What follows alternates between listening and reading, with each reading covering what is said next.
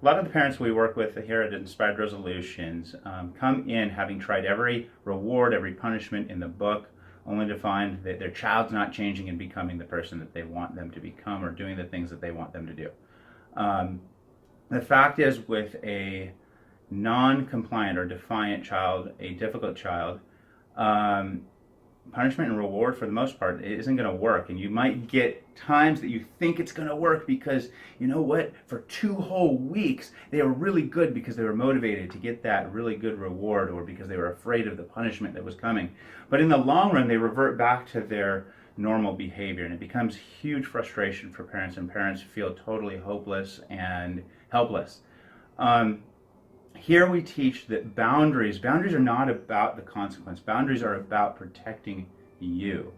A lot of therapists, parents, and experts out there forget what a true boundary is. A boundary is not about changing the person you want to change.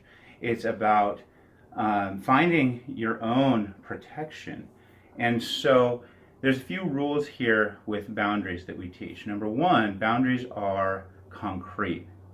Okay, that means that in every sense the boundary, the topic. So it's not you must respect me, right? Because nobody knows exactly what that means. We can guess, but it's different for everybody. A boundary is concrete. It is saying, hey, you may not cuss at me when you want to discuss something with me. Yelling, cussing, and putting me down is not something that I'm going to accept.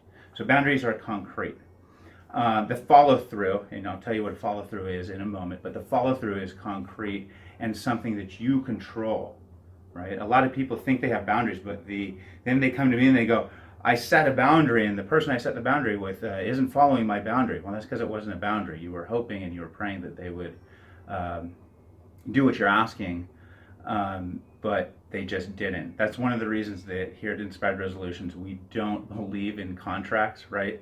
I can't tell you how often somebody comes in with a contract that another therapist came up with, and they go, I don't understand, my child, they signed it, and we signed it, and we had this deal, and the contract didn't work. Can you believe they didn't follow this contract they promised? And I'm going, but they're a teenager. They want what they want, and in that moment, what they wanted was to stop having that conversation, so they signed it.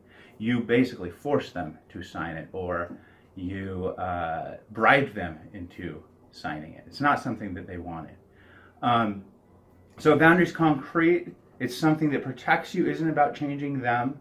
A boundary is something that you have control over, what I call the follow through. Okay, there may be consequences of the boundary, but you don't worry about that. That's not what your main focus is. And so the follow through is done with things that you control. So let me give you an example of a boundary. And I'll stick with the one that I started. If I have the boundary that, you know what, it's not okay to yell at me, it's not okay to cuss at me, and it's not okay to put me down. When you speak to me that way, I need to take control, and I need to protect myself, because that's abusive. I don't want to be around that. I don't want to experience it any more than I have to, and so I'm going to stop it. And so my boundary might be that, hey, when you talk to me that way, I'm not willing to engage in a conversation with you. And if you really go at it with me, if you call me a name, you yell at me, you scream at me, I don't want to be around you for the rest of that day. And so I might say, hey, look, you yell, you cuss, you can talk to me about anything, but you yell, you cuss at me. If you put me down, I don't want to be around you the rest of that day. And so if I have to take you to school, I'm going to take you to school, but I'm not doing any favors for you that day. And I'm going to try my best not to be around you. Now, this is where parents get really kind of frustrated. That means that there might be great consequences, right? It's not about punishing them. So you're just protecting yourself. You're always saying, hey, look, I don't want to be around it. I don't want to engage in somebody who's putting me down or yelling at me.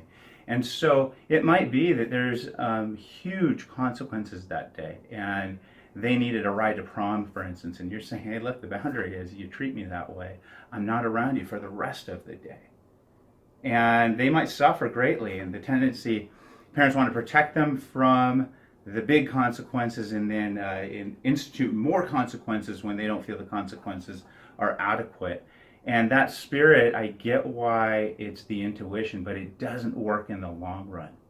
And so The other side of it is they might not need you the rest of that day. They yelled, they cussed at you, they put you down, and they didn't need any favors from you. They didn't need you. They weren't going to be around you that day anyways.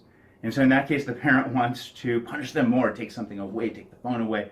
And so boundaries, with the boundaries, you're not worried about the consequence. You're consistent day in and day out with these boundaries, and you follow through. And when you follow through in the long run, eventually you make it more likely that that child is going to make some changes. And that's hard for parents to swallow because they want to see instant change, but that's just not how it works, and that's not how healthy boundaries work.